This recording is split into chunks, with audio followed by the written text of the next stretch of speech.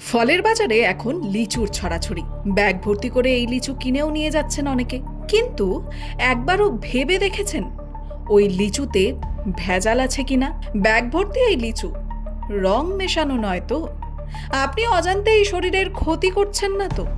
কিভাবেই বা বুঝবেন লাল টুকটুকে লিচুটি আসল নাকি রং করা? কেন লিচুতে রং মেশানো হচ্ছে? চাষিরা বলছেন তাড়াতাড়ি বিক্রি ও লাভের তাড়নায় কাঁচা লিচুর গায়ে রং ছিটিয়ে বাজারে তোলা হয়। হতে পারে শারীরিক সমস্যা। লিচুতে প্রচুর পরিমাণে ম্যাগনেসিয়াম ও আয়রনের মতো খনিজের পাশাপাশি অ্যান্টিঅক্সিডেন্টও থাকে, যা গরমকালে শরীরের জন্য উপকারী। কিন্তু এই ভেজাল লিচু খেলে জ্বর, খাদ্যনালী ও লিভারের সমস্যা হতে পারে বলছেন চিকিৎসকরা। কিভাবে বুঝবেন রং মেশানো লিচু?